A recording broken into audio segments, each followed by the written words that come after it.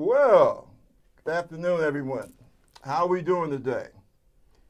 This is Bob Gumbs with the Concerned Forum, and I am so happy to be speaking with you all this very nice Saturday afternoon here in New York. Thank God the weather has abated somewhat with all the terrible heat, and that is a relief, although we are due for a few thunder showers over the next couple of days. Now, I'm one of those people, I kind of look forward to the, set my little timer here, I look forward to the rain because that kind of cools everything off. You know, one bad thing about New York, temperature-wise, when it gets very hot here, it's worse than Saudi Arabia. Now, people often look at me when I say that, and they say, well, man, what are you talking about? Saudi, that's the desert. And yes, it is. But what they don't understand is that the heat, when you start talking about places like Saudi, Yemen, Iraq, what have you, it's a dry heat. Now, I'm born and raised here, and I've spent quite some time in the Middle East. And I'll tell you, I prefer the heat over there as opposed to what we have here. Reason being is because our heat here is very heavy, it's very humid. You know, that's the expression, it's not the heat, it's the humidity. Here and D.C., Washington, D.C., those are about the worst two places that I think you can find yourself in for the summertime. With D.C., of course, it's not so much the heat, but the stupidity, as well as the humidity. Listen, before I left the house to come over here, I was struck by something I found to be quite moving, and I hope all Americans have a chance over the next week, because I'm quite sure they're going to be showing it, repeats or what have you. But it was funeral ceremonies in the National Cathedral for John McCain. And what struck me as I was watching this was just how much this man meant to this country. Now, don't get me wrong, I'm a hardline liberal Democrat. Basically, I guess I can be described as a Democratic Socialist. What you have in England, Germany, Sweden, Denmark, Europe in general, okay, Western Europe in general, they're all basically more or less Democratic Socialist countries. And therefore, of course, McCain and myself, we would have differences of opinion in terms of politics. But just because you don't necessarily agree with a person politically, my God, that doesn't mean that you have to, well, I hate your guts, I want you to die, I want your family to die, I want your dog and cat to be crucified. Such is the madness that we have now in this country. And the way that he basically planned out his whole funeral with a purpose. And I must say, my blessings to his family and close friends. Um, they might, not like what I have to say next, but I think it's true. Um, he arranged his whole funeral as a warning to the country to beware of the type of hate that's practiced by Donald Trump and by those who support him.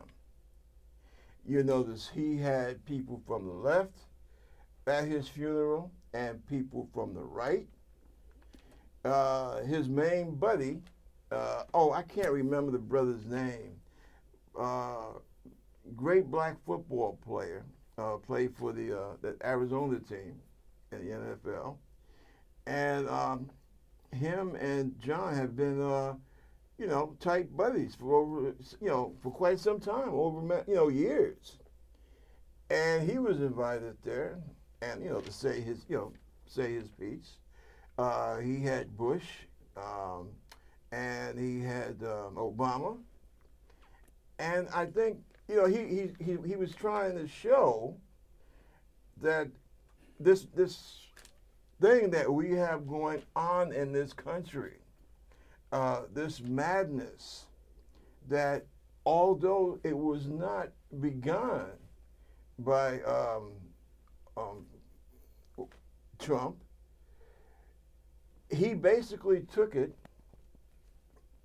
the past, the hate, and what have you. He's taken it, and he has, truly weaponized it. It's funny because I came of age during the whole modern civil rights movement and the anti-Vietnam War movement. And then I served in the same military that was a part of the war that we all hardly disagreed with.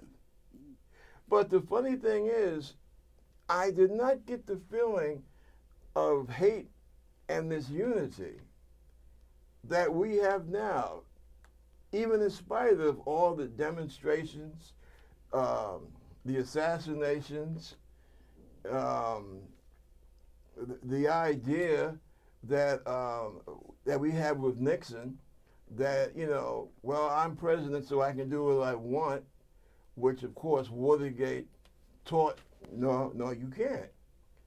We went through all of that, and yet we were still able to maintain a type of unity. In other words, things are not the way they're supposed to be, but we know that we're working towards that goal.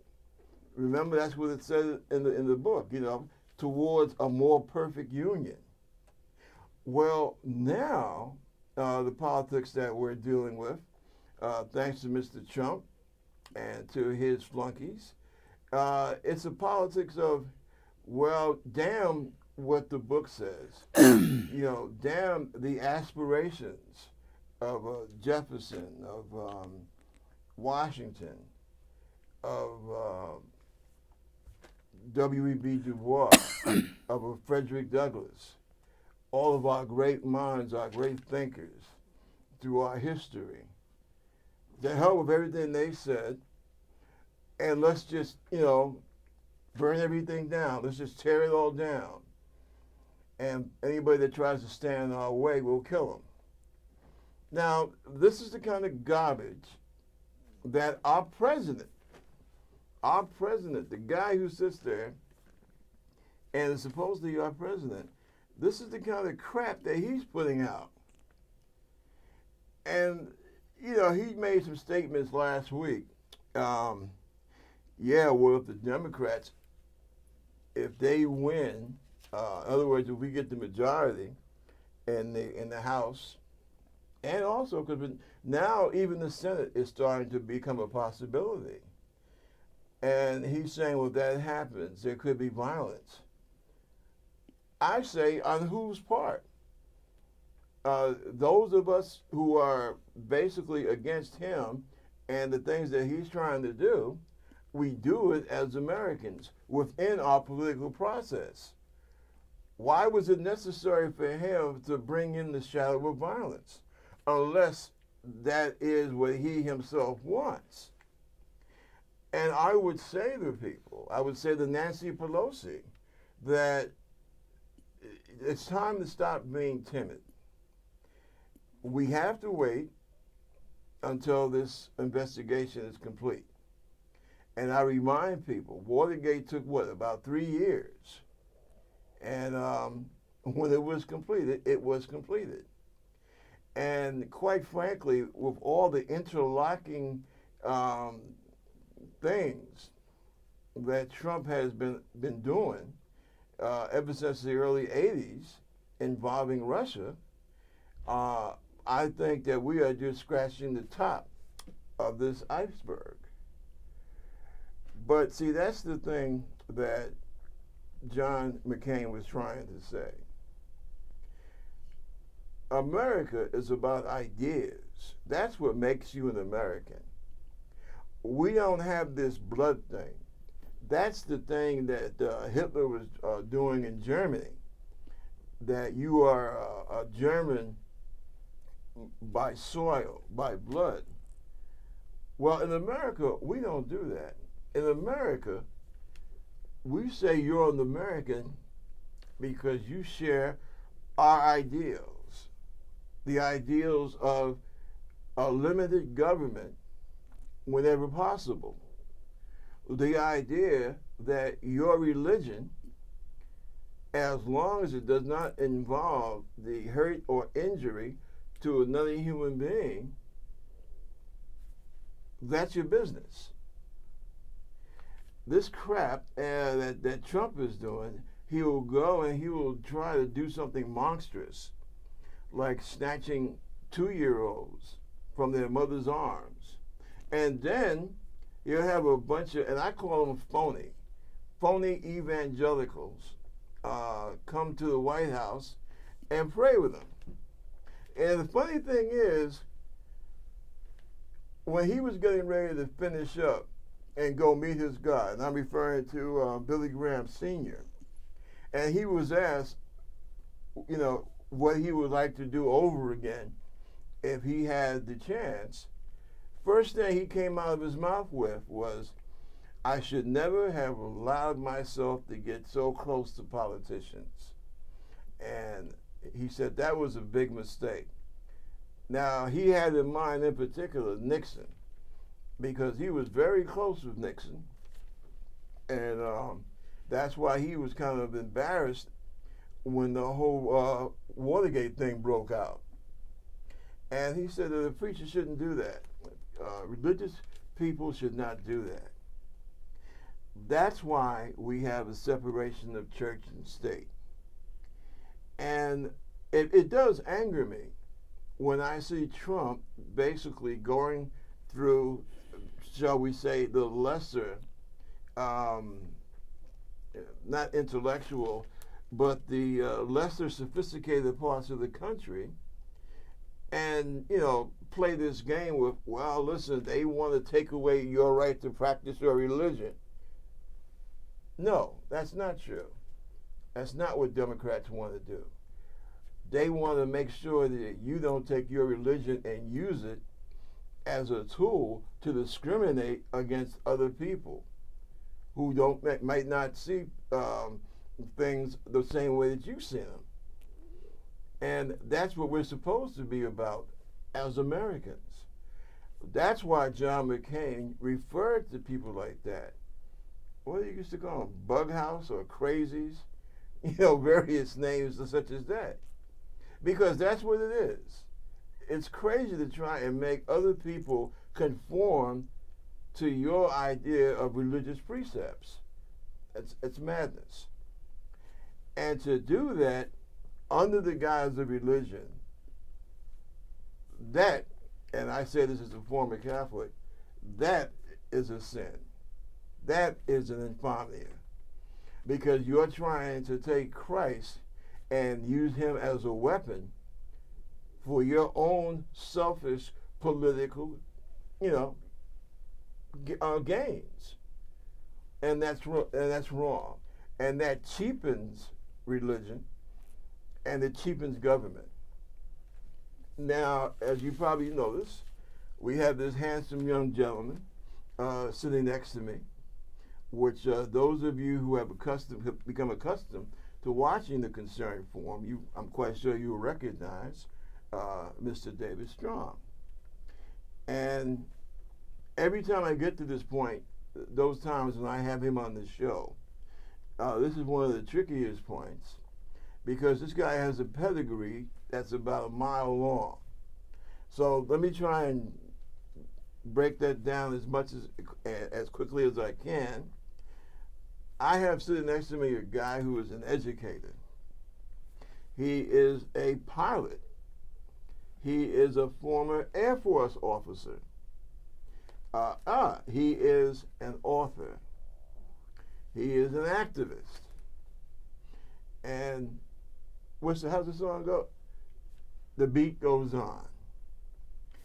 And I have him here today for two reasons, which you'll see as we go along here. And I'm so glad that he's my friend. And I have to admit that even though there are things that him and I don't always agree on, just like my dad used to tell me, it's not that I'm trying to make you think like me. I'm just trying to make you think. And that's the relationship that I've had with this man. And it's a good, satisfying relationship. And I have learned a lot. David, first thing, one of the things that really bothers me, at a time when teachers in the public schools have to dip into their own pockets to bring in, supplies for their classroom, paper, pencils, books even, and we're dealing with a federal government under the Trump regime that can't find the money to help the teachers in the classroom do that. Yet we have the Secretary of Education, and every time I say that, knowing who that secretary is, I can't help but crack a smile. She can't get books or pencils for the kids, but she's getting guns for the teachers.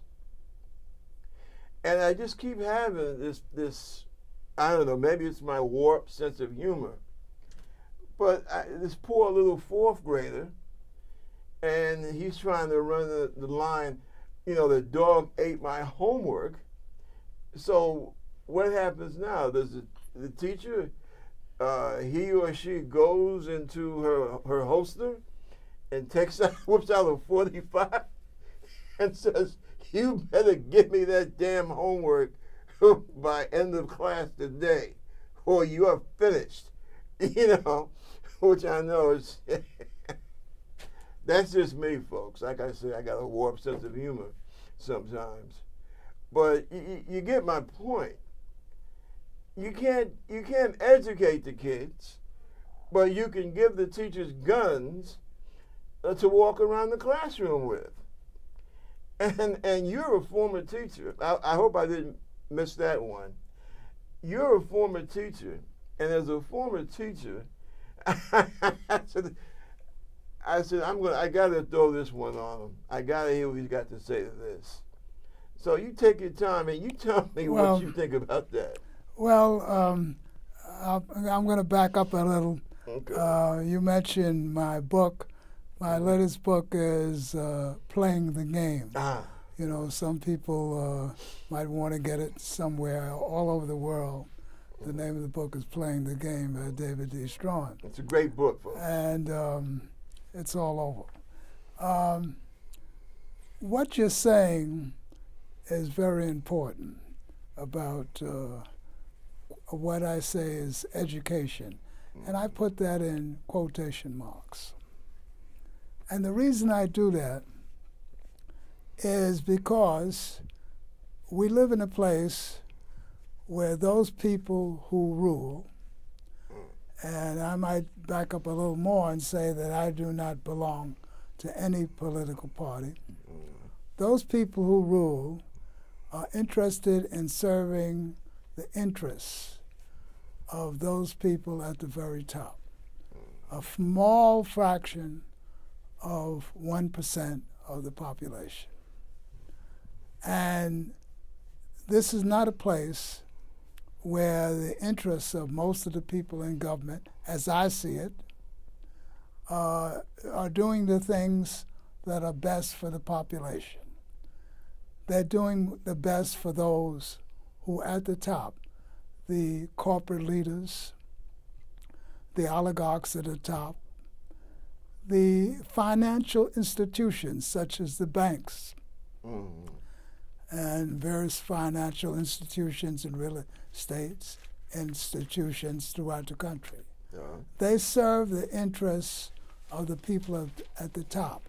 They serve private interests essentially more than public interests. That is what happens.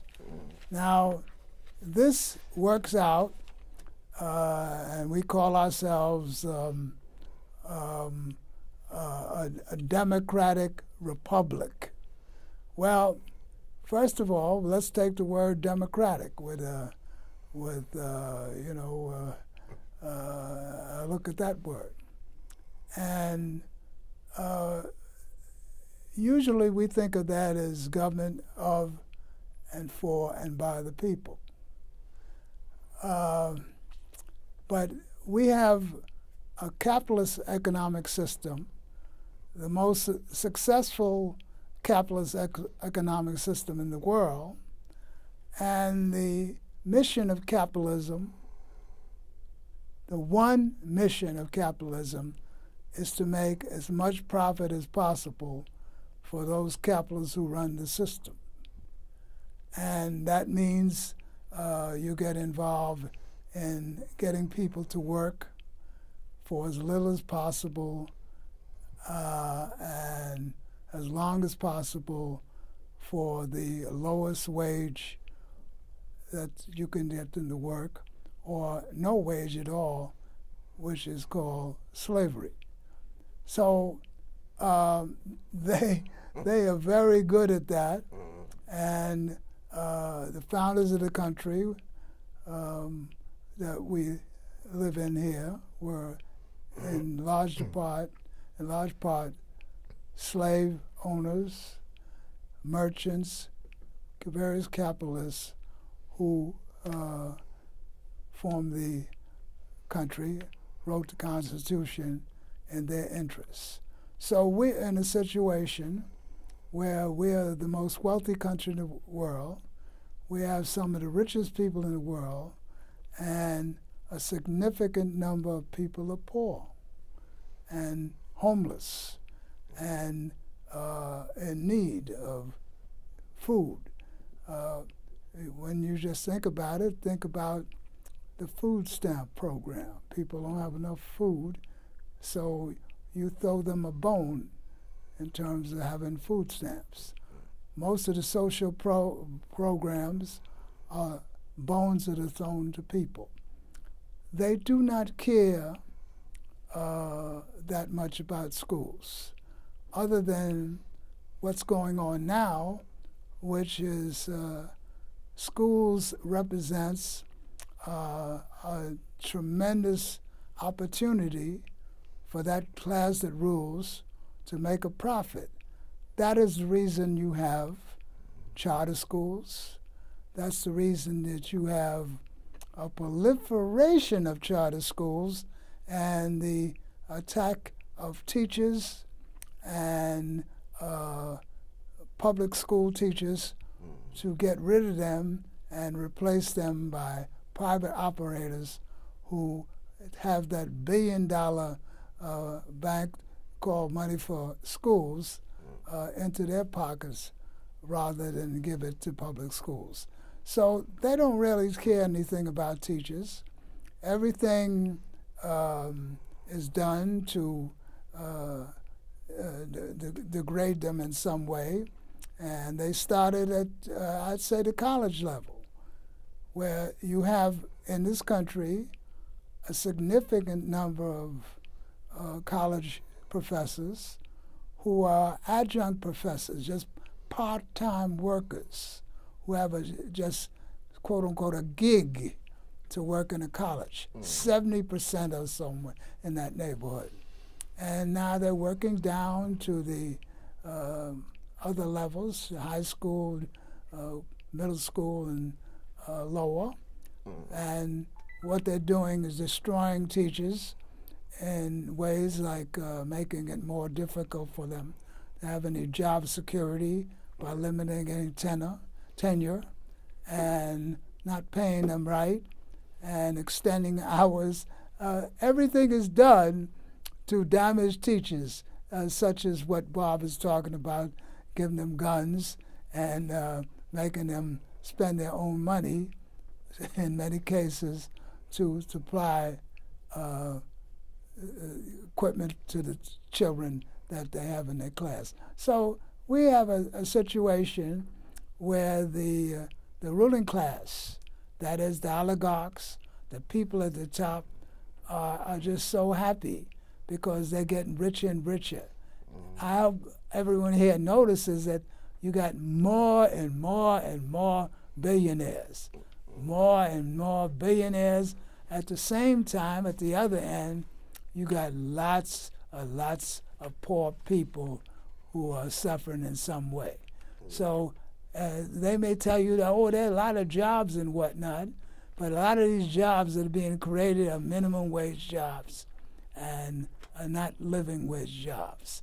So that's what you have in the schools, abuse of the teachers, increase the number of administrators, and make it nearly impossible to have a viable life for lots of the teachers. Many teachers work until 11 o'clock at night just preparing so-called lesson plans for 5 or 6 groups of children in their classes because they're dealing with overloaded classes and they don't care anything about the teacher. And so this is a job where you're doing homework. And a teacher works maybe 7 hours a day, and then that teacher's supposed to go home and prepare all kinds of lessons that may keep her up or him up till 11 o'clock at night.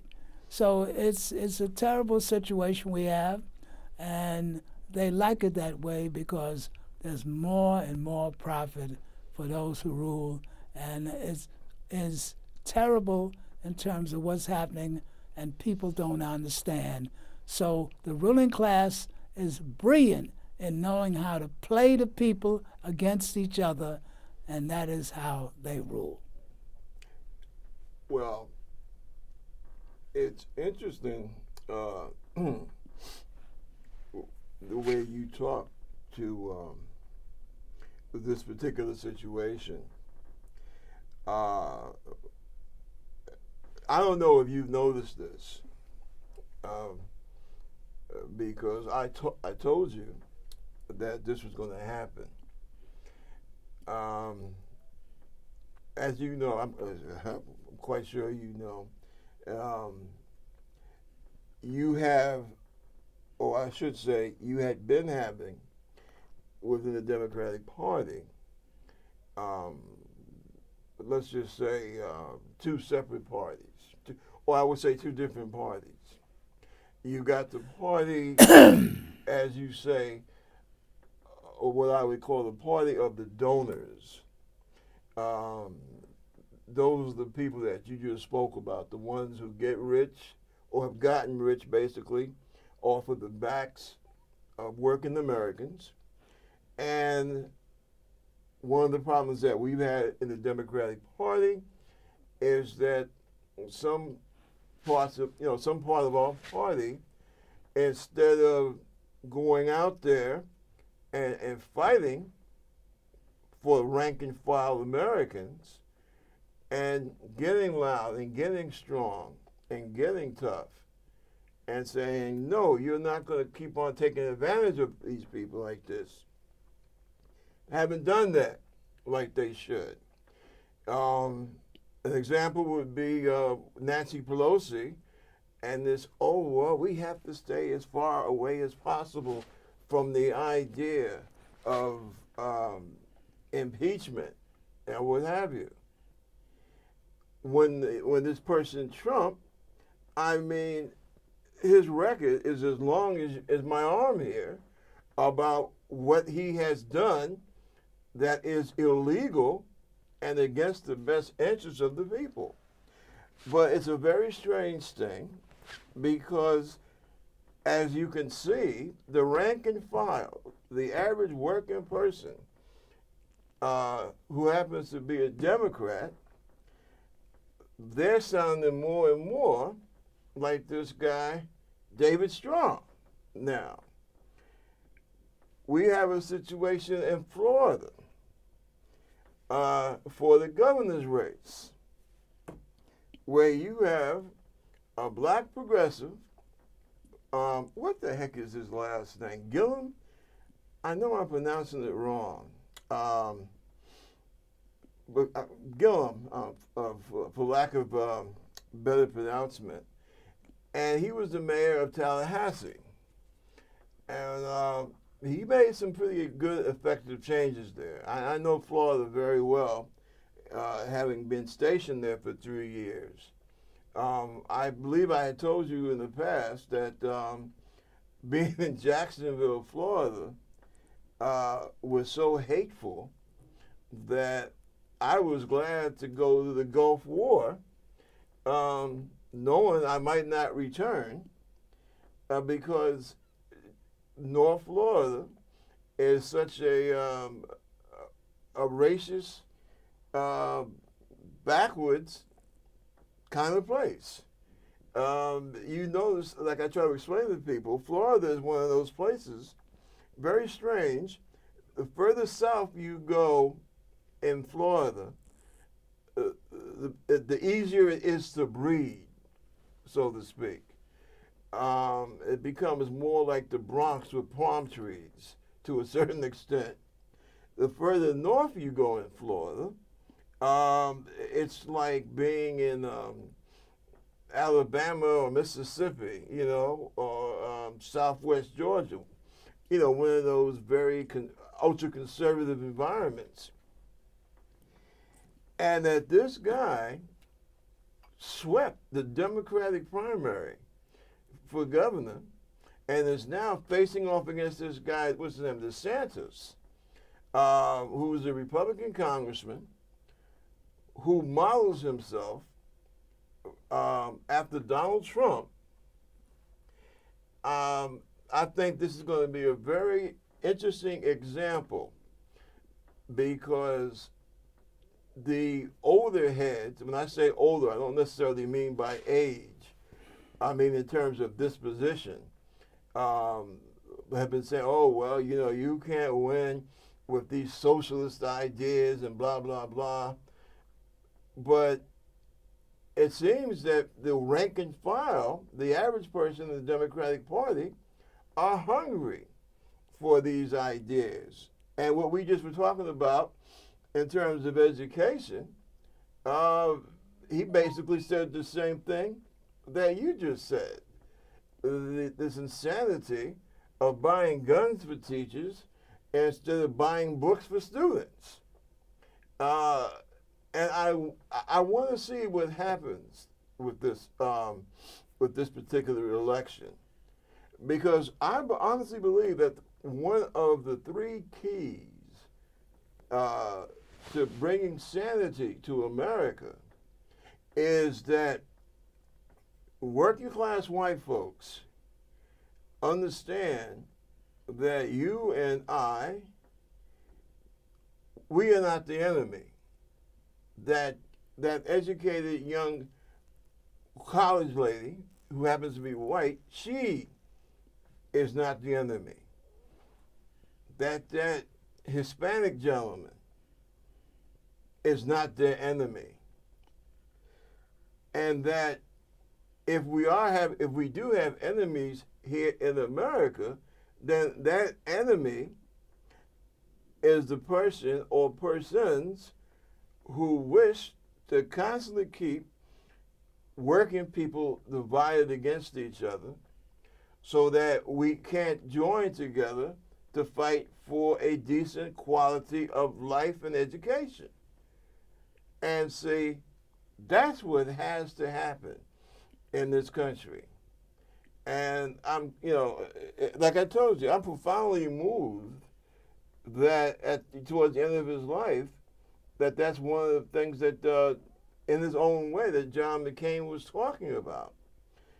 That this, how should I put it? This move by these so-called right-wing folks, they don't have anything to offer working people in this country.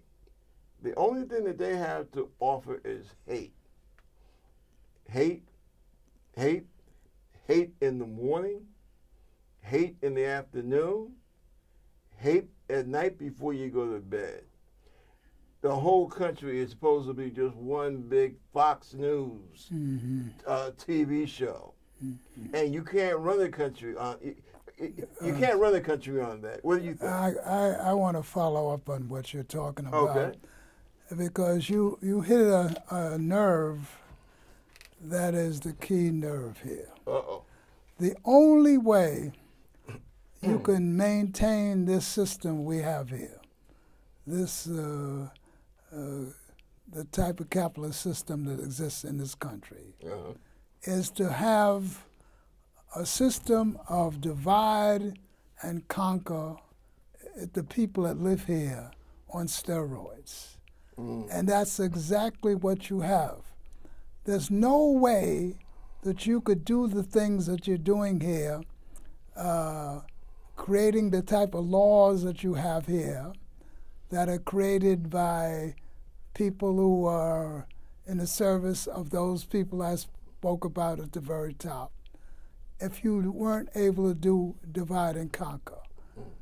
The creation of the system of white supremacy racism, the way you play people of different ethnicities against each other, the way you play people who have various religions against each other, a way you play old people against young people, the way you play young people against old people, the way you play men against women, the way you play all the various groups, they play this like a master on a Stradivarius violin.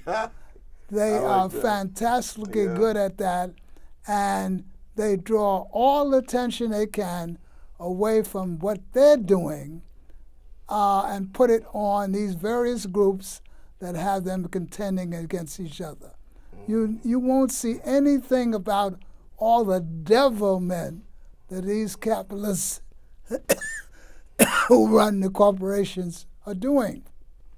All the people that work in Congress, just about, maybe there's one or two here, there somewhere, work for them. They don't work for the people. In Congress, in the Senate, in the State House, the people in those positions work for the people who rule. You see, another thing, you cannot serve two masters. Some little person goes to vote, and he thinks that's really the most important thing. However, what's really important to that person he's voting for, in many cases, or I'd say most cases, is who's at the top and who's supplying those ducats, or that money, for him to be in that office and to enrich himself, his family, and have a wonderful job as a lobbyists after he gets out of Congress or wherever. So people don't understand the game. That's why I named my book "Playing the Game." It's telling people this is a massive game. Do you ever hear anybody talking about all the devilment that these corporations do? All the money that the federal government takes in, a significant part of it goes towards, quote unquote, I say, defense contractors. Those are war profiteers. You're talking about $1 trillion going to so-called defense, which is really war, and intelligence. That's where that money's going. It's not going to do the things that people need doing, such as building housing for them. Public housing would be a wonderful thing to start that program. They ended that. But they have public housing. It's called prisons. Yeah. And they rent these prisons out to private contractors in many cases, and they have some public prisons also. But the point is, there's no reason for people to be so poor they cannot have a living wage and have a place to live. And we live in a place where many of the people in prison are kept there, and it's costing over $100,000 a year to keep them there.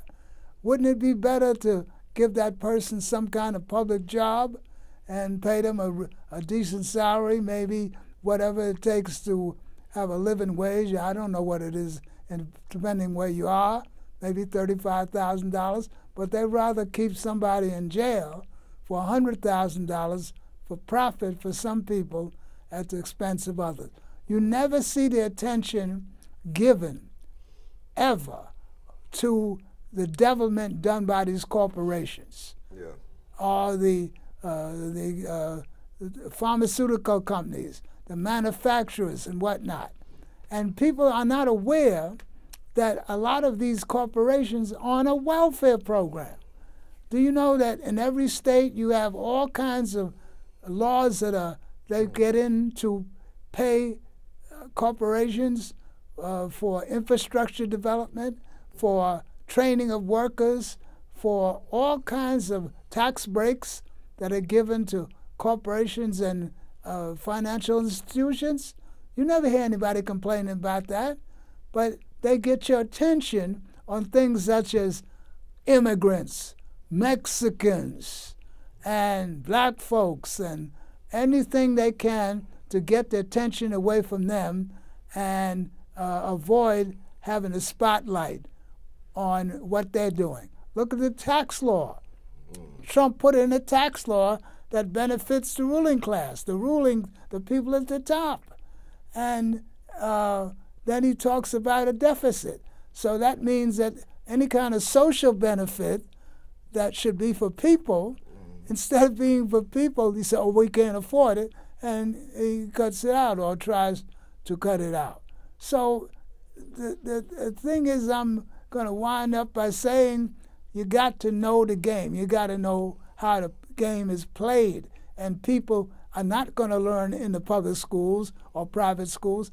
The devil is not going to tell you what he's doing. You got to find out for yourself. And if you want to get somewhere in this country, you got to know what the game is and how to play it. So, you don't have to read my book, Playing the Game, but you have to know this is a massive, massive game, and you losing, and you better find out how it's played. Well, let me say this to the family. I have read David's book. As a matter of fact, I read it twice, and it's deep. And I think, the point is that nobody's saying that this is some kind of conspiracy theory, okay? We leave that for the right-wing nuts, okay? What it is, we have a situation where the society more and more has become set up in such a way so that the average working class person has a much harder chance to have a decent quality of life. And what really is disturbing, see, people talk about, oh, well, back in the day, hell, Johnny's dad's a Democrat. I'm a Republican, but hell, I had him over. He was my best man at my wedding. And, you're always hearing stuff like that, right? When I married your mother, she was a Republican, and her parents were so and so. But now, it has become a real fight fest. One of my pet theories is because people are scared. They've been made scared. And you look at what's happened in our society. Poverty will get you killed. Nobody saw it like that maybe 40 years ago. We haven't had this kind of thought or these type of thoughts in living memory. By that, I mean that we were one type of country before the Great Depression of 1929. After that depression hit, we became another type of country. And we became a country that honestly believed that certain things in a civilized society should be taken for granted. Okay? Somebody will say, oh, well, you should never take anything for granted. Well, yes and no. Because America, 1939, was totally different from America previous to 1929. We became a country that said, yeah, a person should be able to go to university without having to sell his body parts, okay? Or his family having to go into economic bankruptcy. A person should be able to go and see a doctor without saying, well, Johnny, I guess you're just going to have to drop dead because the family doesn't have enough money for you to see a doctor, or they have health insurance, right? Things like that. We actually started to take those for granted after the New Deal, because we said, hey, we are a civilized society. And in civilized societies, we make sure our folks are educated. We make sure that we have some kind of health care. Because, people were always concerned about disease, right? We built the, and I should know better, the national, we've had it for the longest time in this country. Social Security. No, the Surgeon General, right? That outfit. We have that. We've had that. They're the ones. I always found that so interesting because being a Navy guy, I used to have to salute people from the National Health Service because as you go up in ranks in the National Health Service, you wear a Navy uniform, right? We had that because we said, yeah, in a civilized country, we're not going to have people dying on the streets. And people understood, wealthy people understood, yeah, we have to have some kind of general health care because I could get sick too. See? And I don't want one of those poor people to have an illness or disease that I could contract. But what's happened over the last 40 years or so, we have started to go backwards. And too many in the upper, I won't say upper 1%, but in the upper, let's just say upper 10%. And a lot of it is greed, to be quite frank about it. They have forgotten the lessons that their parents and grandparents had to learn the hard way. That when you have a society that only gives a damn about whether it's upper 10% or even say upper 15%, only cares if they get education, if they get health care, if they have a decent place to live, that eventually that's going to weigh upon this whole society and drag us all down. And I mean, this is a lesson that history has shown over and over again. Now, we have this big argument on the part of these white-wing Republicans who say, yeah, I'm like Donald Trump. Now, this guy I was talking about, DeSantis, right? Now, I don't know if he's Cubano or if he is Puerto Rican. I have no idea. Or if he's Italian. But by his very last name, he is not some type of white Anglo-Saxon Protestant whose folks came over with the Mayflower.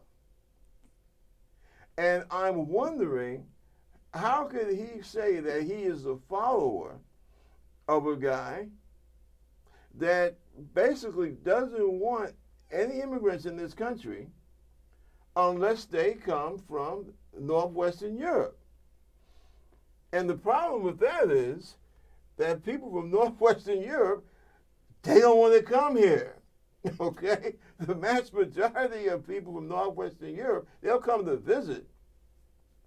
But you don't have a whole bunch of people from Norway or Denmark walking around the United States, primarily because they feel that our quality of life is too shabby. And they're right. But this guy, DeSantis, why does he take pride in telling the people of Florida, well, yeah, you know, you vote for me, you're getting Donald Trump? I'm trying to understand, why would somebody who has that, you know, basic immigrant story, is it some kind of feeling that you want to be accepted?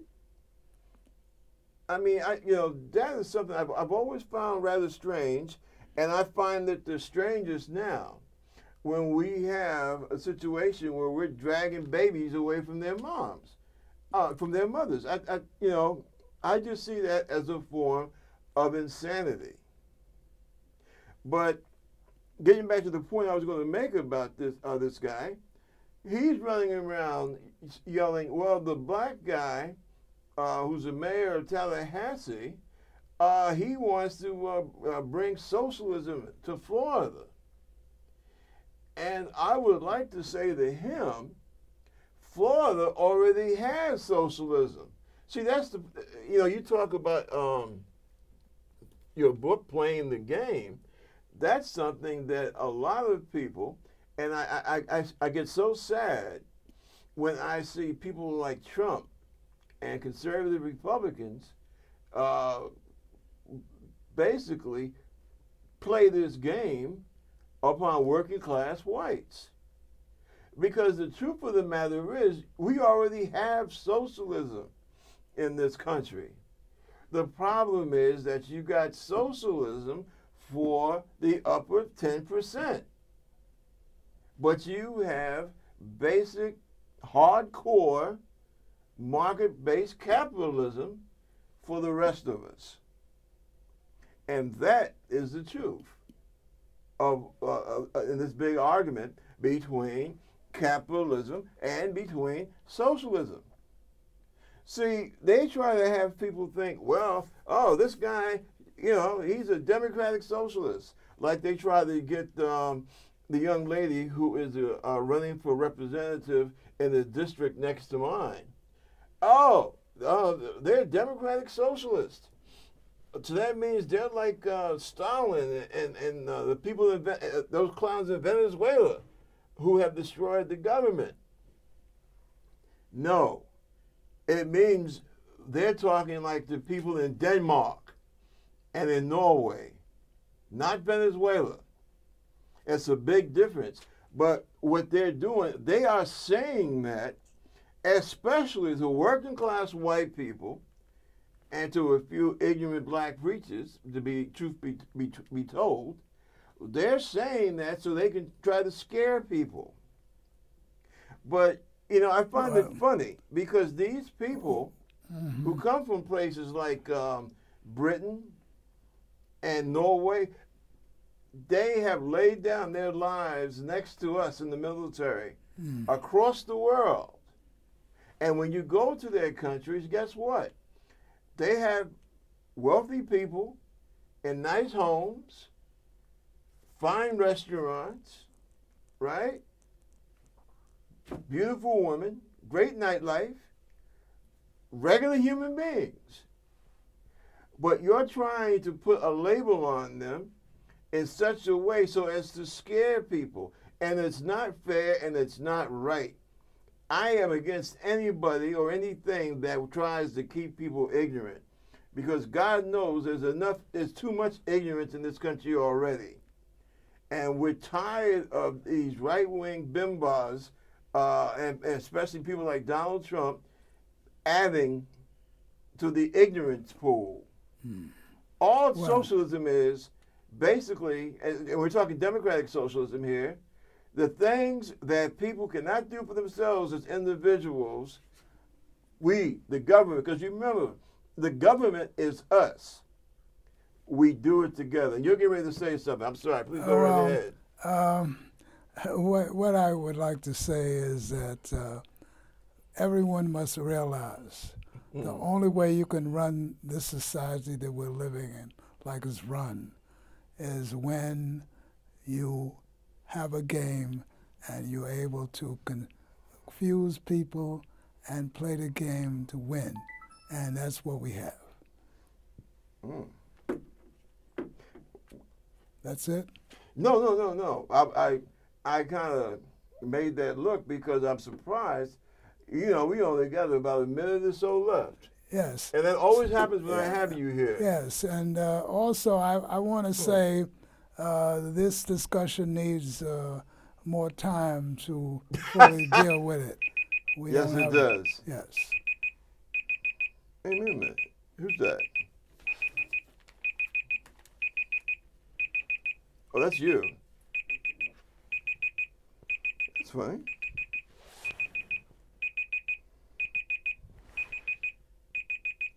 I think that's you, David.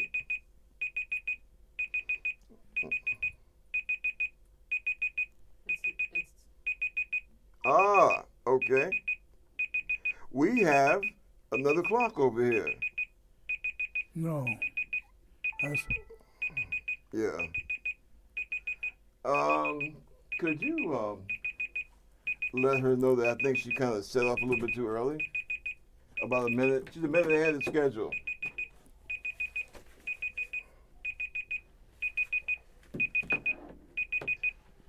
We're about a minute. The clock is about a minute ahead of schedule, folks. Ah, see? Now it's gone. We're good. Yeah. I just have to keep an eye on this, the other timer here. But as we wrap up, what David says is 100% correct. These folks, Donald Trump, and remember, Donald Trump is the head witch doctor of this conservative right-wing voodoo. But there are people out there that support this madness for their own reasons. And they recognize the fact that he is a slob, okay, to put it mildly. But they're figuring, well, what the hell? He's putting money in my pocket with his idea on taxes. And you saw what happened with his marvelous new tax game, right? The wealthy folks are the only people receiving benefits out of this new tax thing. Working class people are not. This business about, oh, well, he's brought jobs back. Nothing has changed, folks. And let me say that before I finish up. Nothing in this economy has changed. Obama basically put us in a slow but steady rise, and especially for business. And that's one thing that Barack was 100% correct about. Big business has nothing to complain about. They had nothing to complain about in his administration, and as we went into Trump's administration, they had nothing to complain about. It's working class America that is the problem. We are the ones that are getting kicked in the teeth.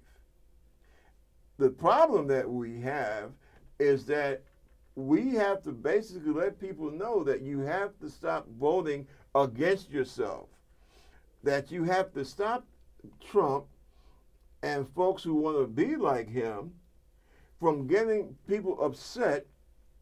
Oh, well, the brown people from south of the border are coming. Well, in the first place, America, those people have been here. As a matter of fact, they have been here before we were, before the rest of us were, okay? And that's something that we also need to understand. Also, America is built by people from south of the border, by people from across the water. And this idea of trying to call everyone an enemy, that doesn't help this country, that doesn't help the world. And one more thing to keep in mind, this guy DeSantis that made that vile racist remark about the black gentleman that's running against him for governor, he had a commercial where he has his kid playing with like a toy fence, talking about build a wall. And I'm trying to understand what type of parent, is that the kind of parent that you are? That you want to teach your child to look at the world with a closed fist instead of an open hand? Well, I believe that there's something really lacking, morally lacking, with the person that would try to teach that nonsense to a child. Listen, this conversation is not over. We have 2 elections coming up, September and November. Think in your thoughts and prayers about John McCain and his family. Think about what he stood for. There was a reason why the president was not at that funeral today. Let's bear all that in mind. And let's thank our Creator for our loved ones and for what little happiness that we can get in this life. Listen, thank you for having me in my show in your home. And I look forward to seeing you folks next weekend. And this is the Concern Forum with Bob Gumbs and my guest for the day, Mr. David Straham. And next week, I will be seeing you at that time. Have a great weekend, people. God bless.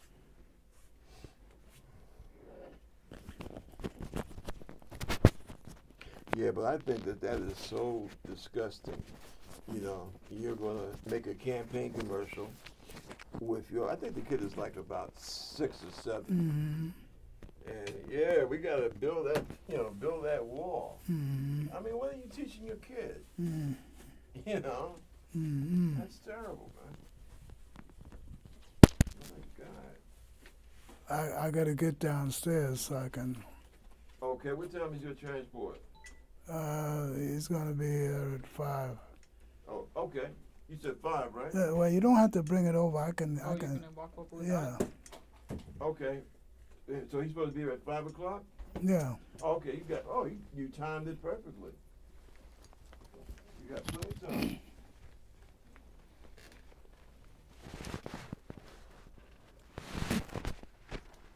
Okay.